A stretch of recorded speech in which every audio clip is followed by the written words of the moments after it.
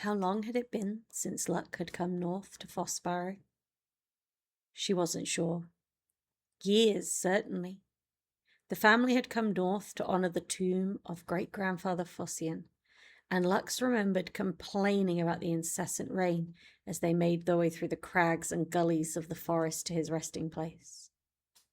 She'd been expecting a grand mausoleum, but was disappointed to learn it was little more than a grassy mound nestled at the foot of a soaring cliff face. A marble slab set into the base of the mound depicted the legend of her illustrious forebear, Fossian, and the demon falling from the cliff, her great-grandfather mortally wounded, the nightmarish entity with a Demacian blade piercing its black heart. It had rained then, and it was raining now. An icy northern deluge fresh off the Dogtooth Mountains that separated Demacia from the Freljord. A storm was brewing in that frozen realm, breaking on the far side of the peaks to fall on verdant swathes of Demacian pine, bent by hostile winds. To the west and east, the mountains receded into an azure haze, with the sky dark and threatening like one of her brother's saltier moods. North, the forested haunches of the highlands were craggy with cliffs and plunging chasms, dangerous lands, home to fell creatures and wild beasts of all descriptions. Lux had set off into the north 2 weeks ago, Demacia to Edessa, then to Pinara and off to Lissus, Lissus to Valoris, and eventually to High Silvermere, the city of raptors. A night with her family at their home at the foot of Knight's Rock, then out to Demacia's northwest marches. Almost immediately, the character of the people and the villages began to change as the heartland of Demacia fell behind her like a pennant torn from the haft of a banner pole. Rolling fertile plains gave way to wind-swept hinterlands dotted with gorse and thistle.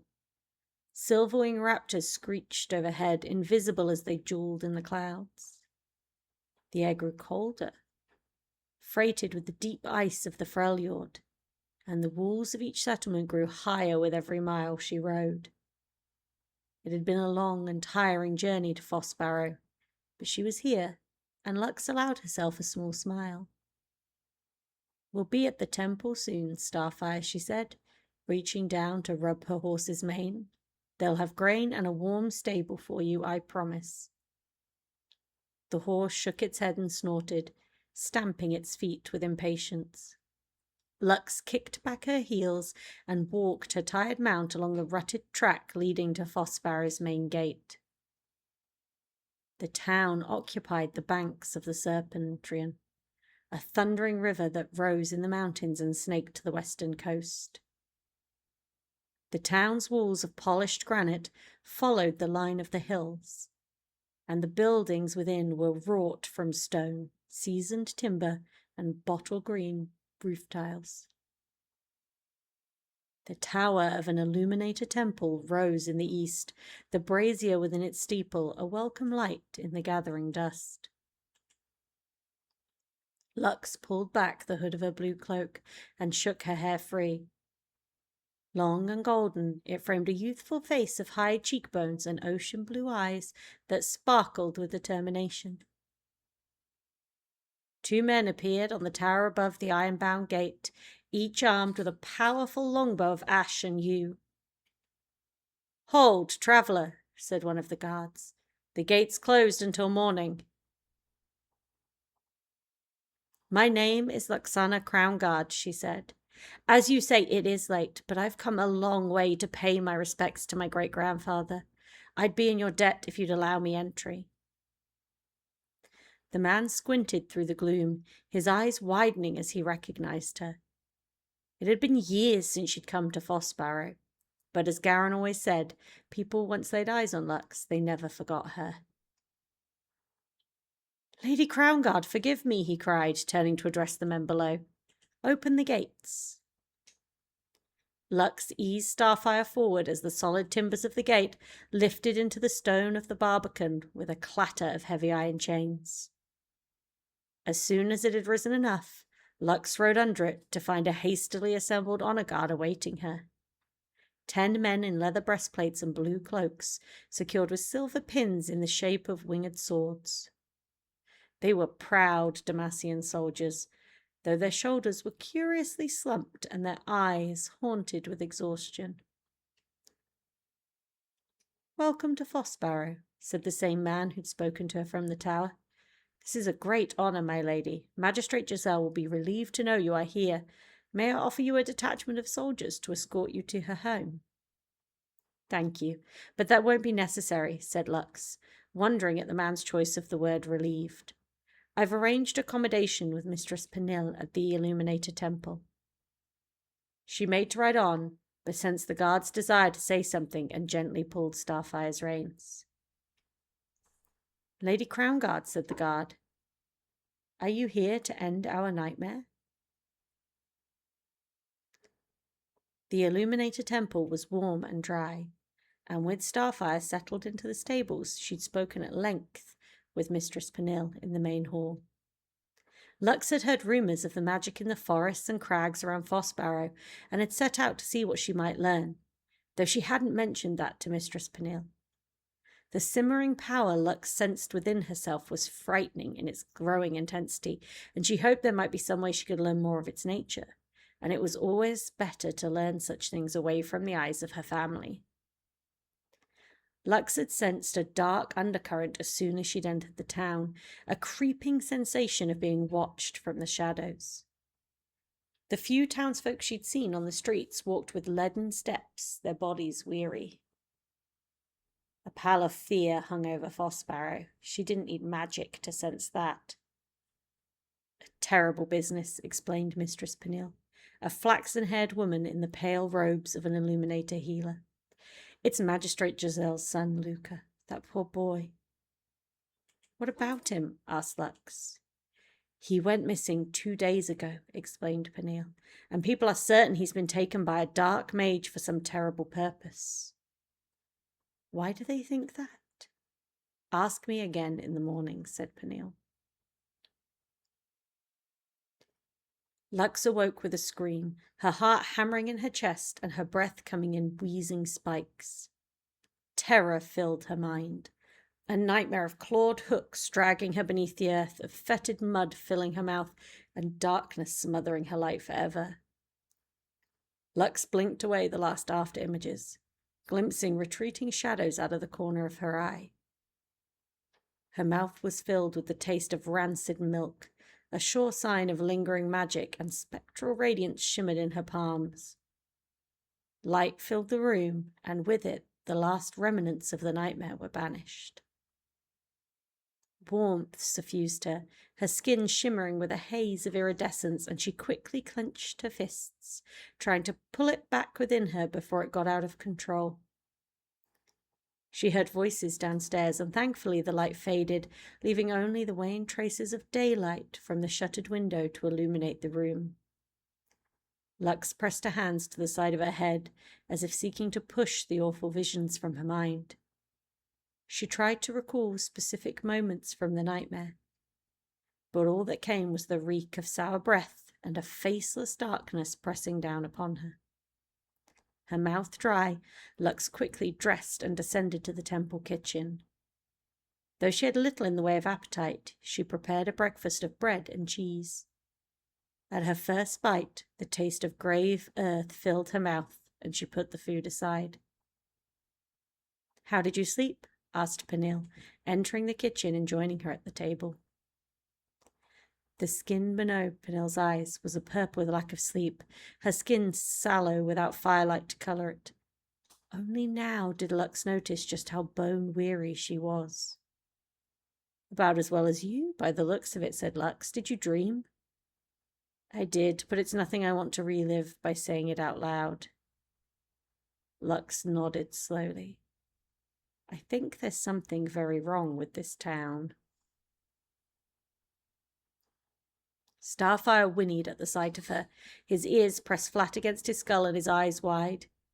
He nuzzled her, and she stroked his pearl-white neck and shoulders.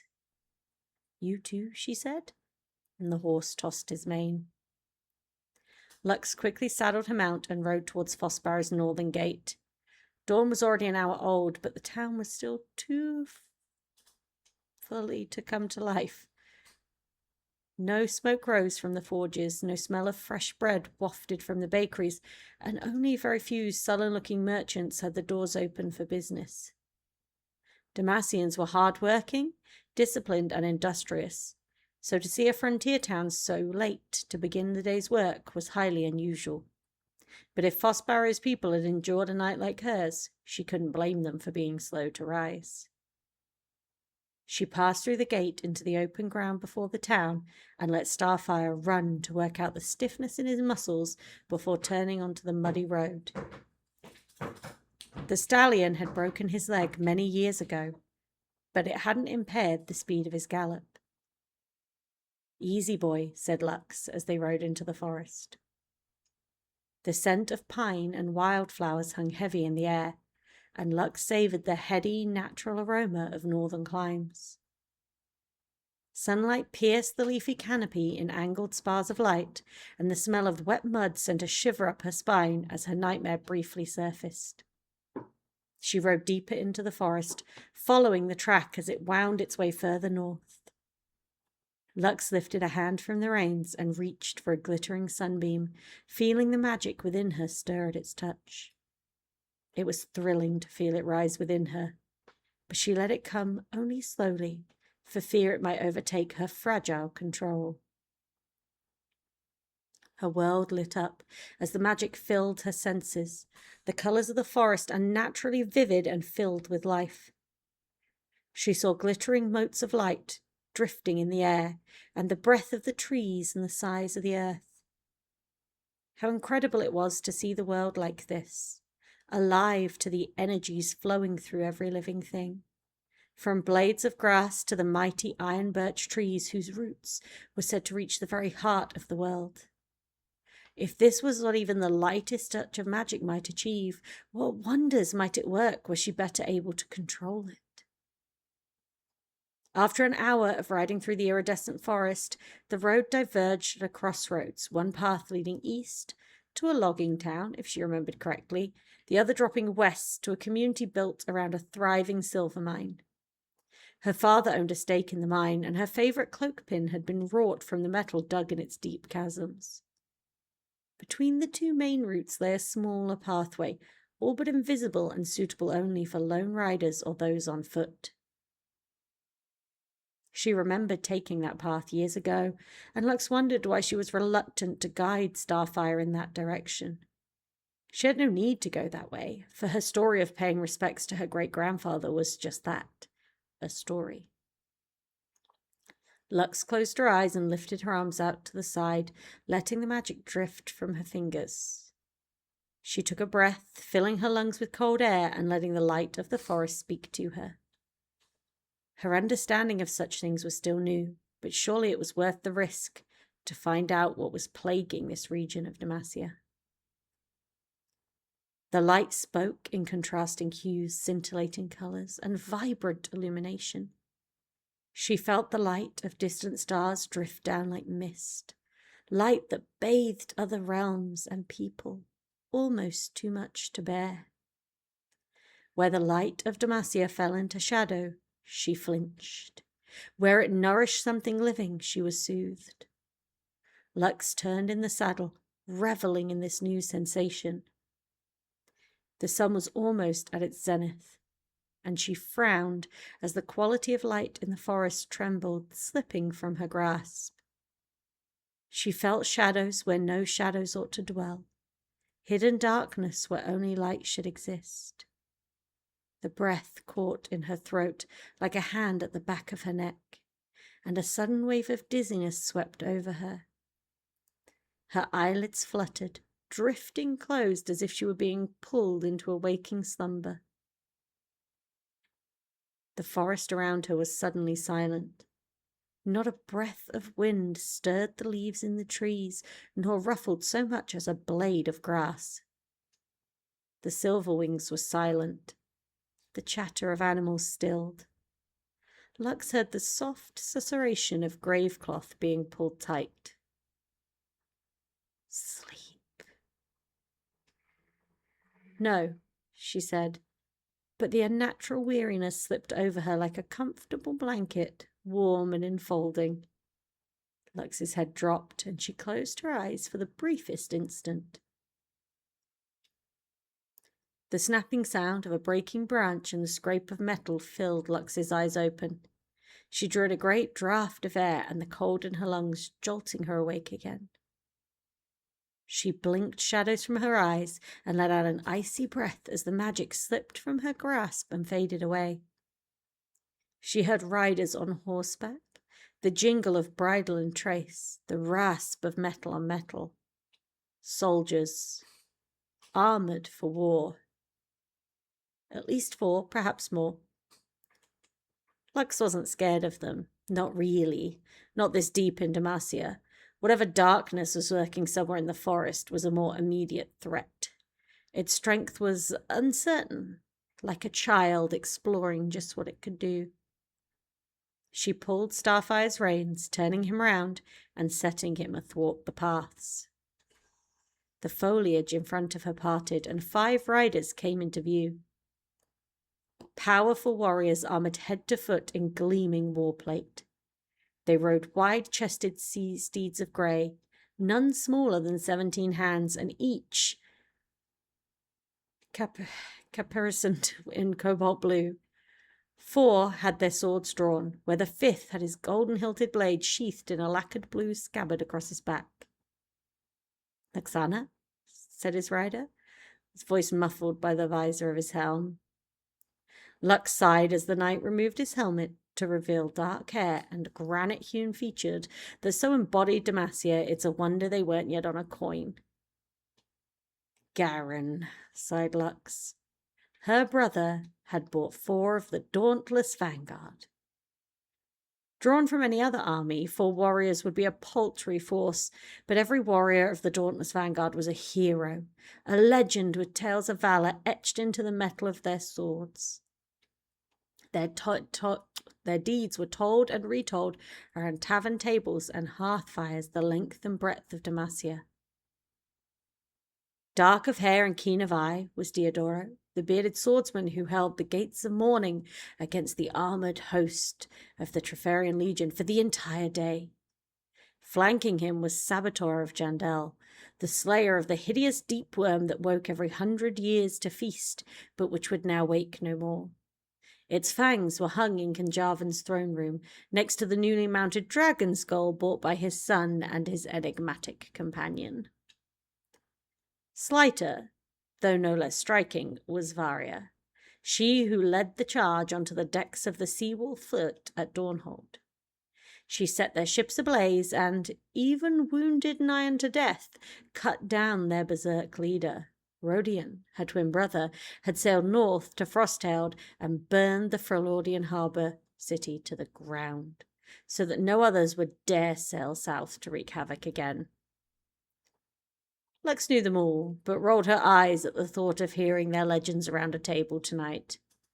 Yes, they were heroes of Demacia and entirely worthy of respect, but hearing about Saboteur climbing down the Deep Worm's gullet for the 10th time, or how Varia beat a Grelmorn to death with a splintered oar, was too much for Lux. Garen came alongside her as they followed the road back to Foss Sparrow.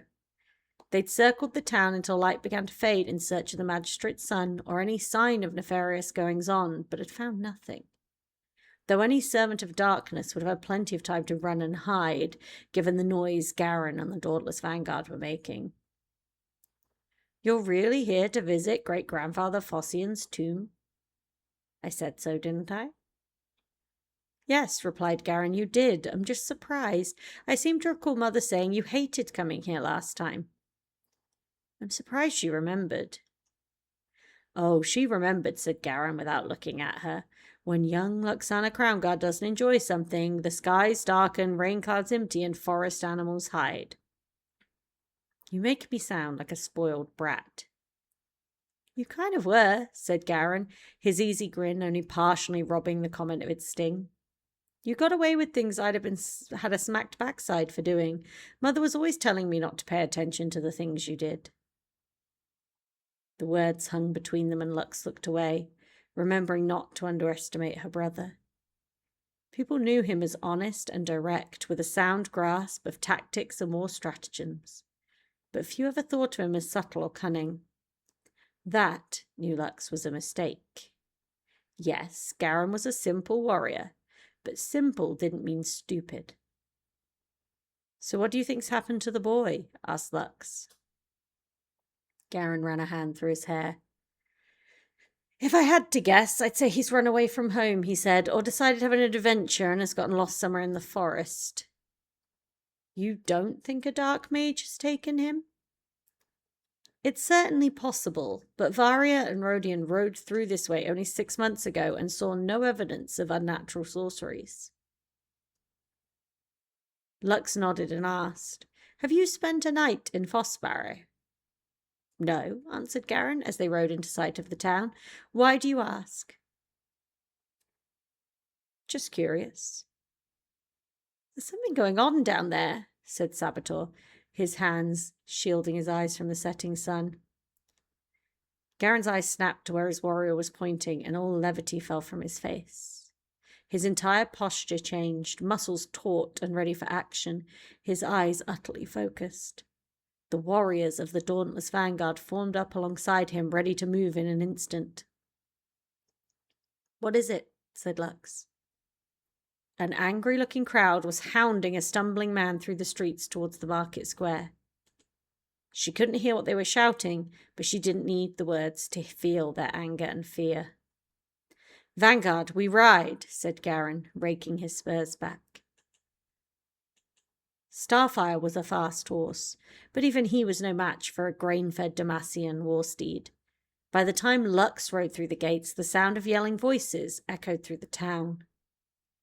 Starfire's flanks were lathered with sweat, and his iron-shod hooves struck sparks from the cobbles. Lux hauled her mount to a halt as she entered the crowded market square and leapt from his back as she saw a scene she'd witnessed too many times throughout Demacia. No, no, no, she muttered, seeing 2 guards drag a weeping man onto the auction platform, normally used during the buying and selling of livestock. The man's clothes were soaked in blood, and he wailed piteously. A woman with the ermine-trimmed robes and bronze wings of a Demacian magistrate stood before him, presumably Magistrate Giselle. Hundreds of Fossbarrow's townsfolk filled the square, yelling and screaming at the man. The intensity of their hate was palpable, and Lux felt her magic drawn to the surface of her skin. She struggled to quell the rising light and pushed her way through the crowd, seeing Garen at the foot of the steps leading onto the auction platform. Aldo Diane, said Magistrate Giselle, her voice ragged with emotion, I name thee murderer and consort of a dark mage. No, cried the man, you don't understand. They were monsters. I saw them, their real faces. Darkness, only darkness. Confession, cried Giselle. The crowd screamed in response, a swelling lust for vengeance erupting from every throat. They looked set to rush the auction platform to tear Aldo Diane limb from limb, and perhaps they would have, but for the 4 warriors of the Dauntless Vanguard standing with their swords drawn at his edge. What's going on? What's happened? Asked Lux as she reached Garen's side. Garen didn't look at her, his eyes fixed on the kneeling man. He murdered his wife and children in their beds, then ran out to the streets and attacked his neighbours. He split 3 people with an axe before they were able to restrain him. Why would he do that? Finally, Garen turned to look at her. Why do you think? There must be a mage nearby. A darkness holds sway here. Only the dark influence of a sorcerer could drive a loyal Demacian citizen to commit such heinous acts. Lux bit back an angry retort and pushed past Garen. She climbed the steps of the platform and marched over to the kneeling man. Lady Crownguard, what are you doing? Demanded Giselle. Lux ignored her and lifted the man's head. His face was bruised, one eye swollen shut from the heavy blow of a cudgel or fist. Blood and snot ran freely from his nose, and ropes of drool hung from his split lip. Look at me, she said, and the man's good eye tried to focus on her. The white of his eye was bloodshot and purple-edged, the eye of a man who had not slept in days. Good man, Diane. Tell me why you killed your family, said Lux. Why did you attack your neighbors? Not them. No, I saw. Weren't them. They were monsters, sobbed the man. Darkness clothed in skin among us the whole time. I woke and I saw their true faces, so I killed them. I had to do it. I had to. She looked up as Magistrate Giselle appeared at Lux's shoulder. Lux saw a soul-aching grief etched in the woman's face. The last 2 days had aged her 10 years. The magistrate stared down in disgust at Aldebaran, her fists clenched at her sides.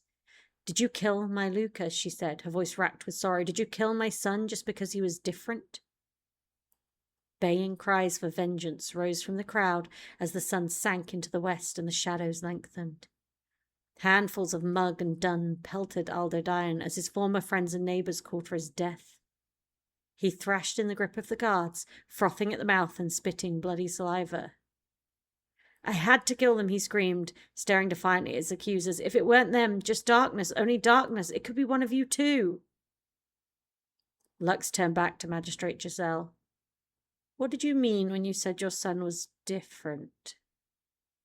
Giselle's grief was all-consuming, but Lux saw past it to a secret shame beneath. The magistrate's eyes were bloodshot and ringed with dark smudges of exhaustion, yet even that couldn't hide the same look she'd seen in her mother's eyes whenever Lux's power had gotten the better of her as a youngster. It was the same look she sometimes saw in her brother's eyes when he thought she wasn't looking. What did you mean? She asked again. Nothing, said Giselle. I didn't mean anything. Different? How? Just different. Lux had heard such deflections before, and suddenly knew exactly how the magistrate's son was different. I've heard enough, said Garen as he strode onto the platform, his long silver sword hissing from its scabbard. The blade glinted in the twilight, its edge unimaginably sharp. Garen, no, said Lux. There's something more going on here. Let me speak with him. He is a monster, said Garen, spinning up the sword onto his shoulder. Even if he is not a servant of evil, he is a murderer. There can be only one punishment. Magistrate? Giselle looked away from Lux, her eyes wet with tears. She nodded. Aldebaran, I declare you guilty and call upon Garen Crownguard of the Dauntless Vanguard to dispense Demacian justice. The man lifted his head, and Lux's eyes narrowed as she felt a prickling sensation of something pass through him, a whisper of a lurking presence. It slithered away before she could be sure, but a breath of frigid air raised her hackles. Diane's limbs spasmed, like a deranged roadside wanderer afflicted with the tremoring sickness. He whispered something rasping and faint as Garen lifted his war blade to deliver the executioner's strikes. Diane's last words were all but lost in the roars of approval coming from the crowd, but Lux finally pieced them together as Garen's sword swept down. The light is fading. Wait! She cried. Garen's blade clove the man's head from his body in one titanic blow, to a roar of approval from the crowd. The body dropped to the platform, twin arcs of blood jetting from the stump of his neck. The head rolled to Giselle's feet as coiling smoke poured from Aldebaran's corpse like black bile oozing from a charnel pit. The magistrate recoiled in shock as the phantom form of wicked claws and searing eyes erupted from the dead man's skull. The spectral darkness launched itself at the magistrate with a cackle of spite. She screamed as it passed through her before dissipating like wind-scattered cinders. Lux felt the breath of the thing's demise, an energy so vile, so hateful, and so inhumanly evil that it beggared belief.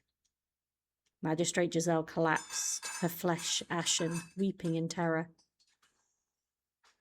Lux dropped to one knee as myriad visions of horror rose within her, choking fears of being buried alive, of being driven from Demacia by her brother, of 1,000 ways to die a slow and painful death. The light within her fought these terrible sights, and Lux's breath shimmered with motes of light as she spat the taste of death from her mouth. Lux. Garen spoke in a whisper, and it took her a moment to figure out how she could possibly have heard him over the cheering crowd. Lux turned from the sobbing magistrate and felt magic race around her body in a surge tide. The crowd stood utterly silent. "Lux, what's going on?" said Garen. She blinked away the abhorrent images still searing her mind and followed Garen's gaze as the warriors of the dauntless vanguard rushed to stand with their leader. Then one after another, the people of Fossbarrow fell to the ground, as if the life had simply fled their bodies. Lux clenched her teeth and pushed herself to her feet. The sun had all but vanished behind Fossbarrow's western wall, and her mouth fell open as she saw black, vaporous shapes lift from the town's unconscious inhabitants. No two were alike, and Lux saw an assembling host of shades in Noxian armor, vast spiders, many-headed serpents, towering shadow warriors with great frost axes, great drakes with teeth like obsidian daggers, and scores of things that defied sane description. "Sorcery," declared Garen. The shadow creatures closed on the platform, sliding through the air without a sound, an oncoming tide of nightmarish horrors. "What are they?" asked Varia. "The darkest nightmares of Fossbarrow's people given form," said Lux. "How can you know that?" demanded Saboteur. "I don't know. Not for sure. But it feels right," said Lux, knowing she couldn't stay here to fight. Besides, the dauntless vanguard could hold their own here. She placed her thumb and forefinger against her bottom lip and whistled a summoning note before turning to Garen. "I think I might know how to stop this," she said. "Maybe?" "How?" said Garen without taking his eyes off the approaching shadow host. "Never mind how," said Lux. "Just try not to die before I get back." Lux ran to the edge of the platform as Starfire galloped through the creatures. Her steed passed unmolested, its dreams and nightmares of no interest to the power now abroad in Fossbarrow. Lux leapt from the platform and grabbed Starfire's mane, swinging onto its back in one smooth motion. "Where are you going?" demanded Garen. The horse reared and Lux twisted in the saddle to answer her brother. "I told you," she shouted. "I'm going to pay my respects to great-grandfather Fossian." Garen watched his sister gallop through the dark coast, carefully navigating a path through the town's fallen inhabitants. Grasping claws of shadow creatures reached for her, but she and Starfire evaded every attack. Lux rode clear of the monstrous host and paused just long enough to wave at him. "For Demacia," she shouted. The dauntless vanguard clashed their swords against their shields. "For Demacia," they answered as one. Lux turned on her horse and galloped from town. Garen rolled his shoulders in anticipation of the rigor of close-quarters battle and lifted his sword. "Lockstep," he yelled, and the warriors took up their battle stance. Varia and Rodion stood to his left, Saboteur and Diodora to his right. "We are the dauntless vanguard," said Garen, lowering his sword so its quillions framed his piercing eyes. "Let courage and keen eye guide your blades." Oil-black shadehounds were the first to reach the platform, leaping upward with tearing fangs and flashing teeth. Garen and the dauntless vanguard met them with shields locked and blades bared. A hammering wall of iron beat them back. Though their enemies were wrought from darkness and spite, they fought with ferocious strength and skill. Garen stepped in and thrust his blade into a writhing beast's haunches, tearing through to where its spine ought to be. The monster's form exploded into black dust with a shriek of anguish. Garen spun his sword up and pulled it back in an oblique turn. His sword deflected another beast's snapping jaw. He rolled his wrists and lowered his shoulder into its attack. He pushed the thing back and down. He stamped his chest and the beast roared as it burst apart. Garen's sword snapped back up to a block, crushing blow from what looked like the silhouette of a towering Frelordian warrior. The impact drove him to his knees. I will fight as long as I stand, he said through gritted teeth, straightening his legs with a roar and hammering his pommel into the savage warrior's horned skull. Ashes burst from the shadow, and Garen spun to drive his sword into the belly of another beast. Saboteur decapitated a slathering hound as Diodoro slammed his shield down on a hissing serpent, splitting its body in half. Varia hammered the hilt of her sword into the snapping fangs of a faceless shadow warrior as Rodion drove his sword into his twin's foe. With every killing blow, the shadow creatures burst into amber-limbed ashes. Garen's sword flashed, and the silver blade plunged into the body of a scorpion-like monster. A slash of dark talons came at Garen's head. Saboteur's shield parried the attack. Varia chopped her blade through the monster's legs, and it burst apart.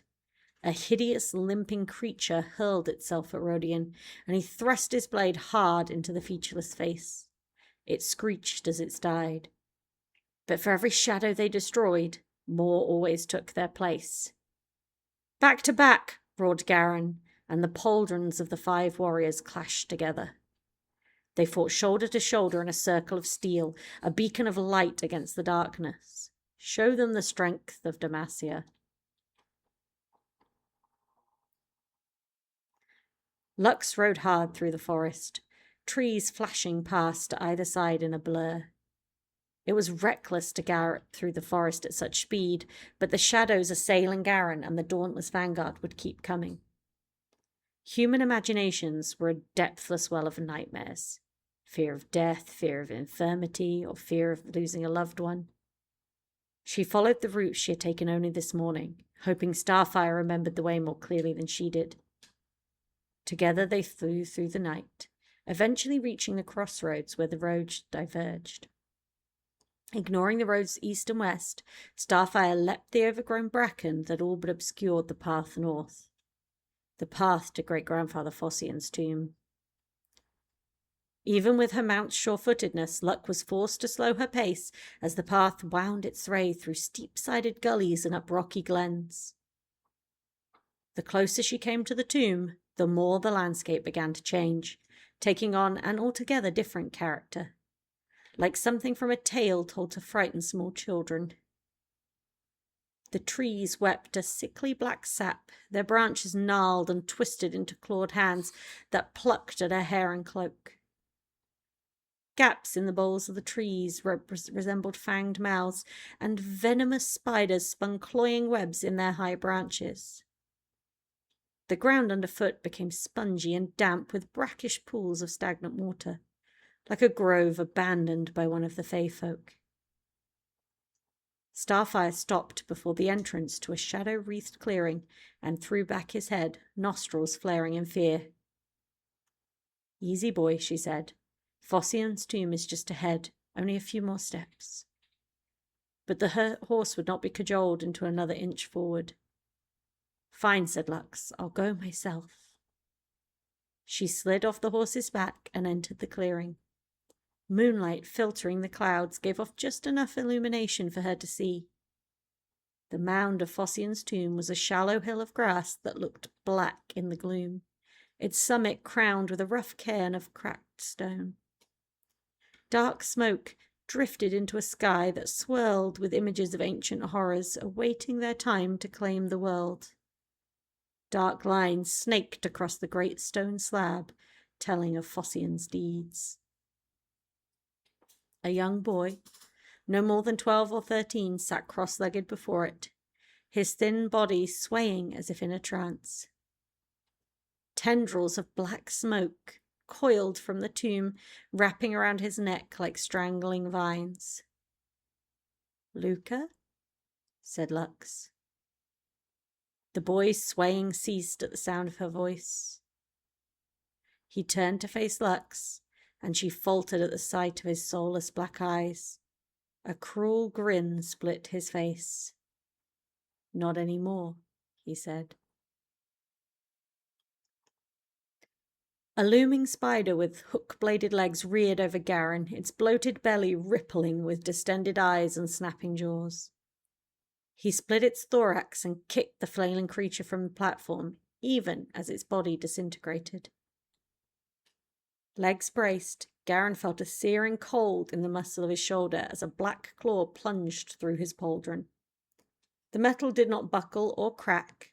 The claw passed through unimpeded, and Garen felt a sickening revulsion spread through him. The smell rank grave dirt, the reek of fetid earth over a centuries-old sepulchre. He fought through the pain as he had always been trained to do.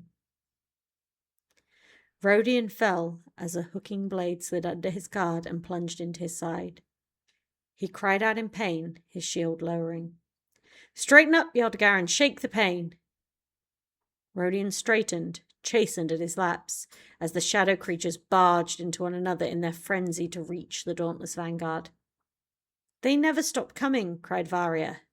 "Then we never stop fighting," answered Garen. Though she wanted nothing more than to flee this haunted clearing, Lux walked towards the young boy, her hand slipping to the dagger at her hip. Her eyes rippled with darkness, nightmares waiting to be born from the rich loam of human frailty. She felt a cold, calculating intelligence appraise her. Luca nodded and smoothly rose to his feet. Muttering shadows gathered at the edge of the clearing, monsters and terrors lurking just out of sight as they moved to surround her. "You have nightmares aplenty," he said. "I think I'll crack your skull open with a rock and scoop them out." "Luca, this isn't you," she said. "Tell me, who do you think it is?" "The demon in that tomb," said Lux. "I don't think it was as dead as people thought when they buried Phocion." Luca grinned, his mouth spreading so wide the skin at the corners of his mouth tore. Rivulets of blood ran down his chin. "Not dead at all," he said. "Just sleeping, healing, renewing, preparing." "Preparing for what?" said Lux, forcing herself to take another step forward. The boy tutted and wagged an admonishing finger. Lux froze, unable to take another step. Her fingers were locked around her dagger's grip. Now, he said, bending to pick up a sharpened stone. "Let me cut out a nightmare first." "Luca," said Lux, unable to move but still able to speak, "you have to fight it. I know you can. You have magic within you. I know you have. That's why you ran away, isn't it? That's why you came here, to be next to someone who defeated a demon." The thing wearing the flesh of the boy laughed, and the grass withered around it at the sound. "His tears were like water in a desert," it said, coming forward and circling her as if seeing where the best he might crack her skull open. "They woke me, nourished me. I'd slept for so long I had forgotten just how sweet the suffering of mortals tasted." The boy reached out and stroked her cheek. His touch sent a cold spike of terror through Lux. He lifted his finger away, and a smoky thread followed. She gagged as the fear of drowning filled her. A tear rolled down her cheek. "I made him sleep, and his dreams were ripe with horrors to be made real," said the boy. "His power is slight, a glowing ember compared to the furnace that burns in your flesh. It gave me little in the way of real substance, but childish fears are a banquet after I had gone so long without. Demacia is a terror to his kind. To your kind." Lux felt her magic recoil from this creature, the darkness filling the clearing, pressing her light down into little more than a spark. She tried to restrain it, knowing that even a single uncontrolled spark could begin a conflagration that would devour an entire forest. They hated him. Luca knew that. You mortals are always so quick to fear the things you don't understand, so easy to fan those flames and draw forth the most exquisite visions of terror. Lux flexed her fingers on the leather of her dagger's handle, the motion painful. but pain meant she had control. She used it. She nursed the building spark within her, kept it apart from her terror, and let it seep slowly back into her body. "Luca, please," she said, forcing each word out. "You have to fight it. Don't let it use you." The boy laughed. "He can't hear you, and even if he could, you know he's right to fear what his own people would do if they discovered the truth. That is the very thing they hate. A mage? You of all people should know how that feels." Pain spread along Lux's arms and moved through her chest.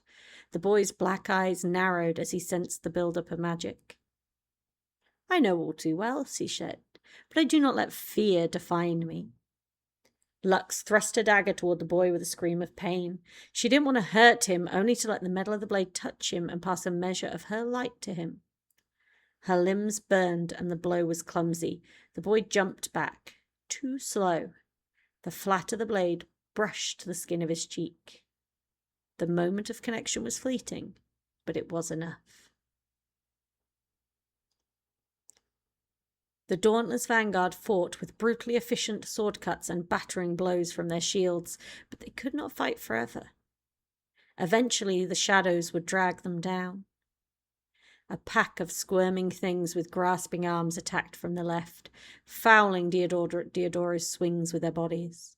A blow glanced off his shield and hammered into his shoulder guard. He grunted and punched his sword into the belly of a dark-fleshed beast with the head of a dragon. "Step in," admonished Sabator. "Keep them at bay."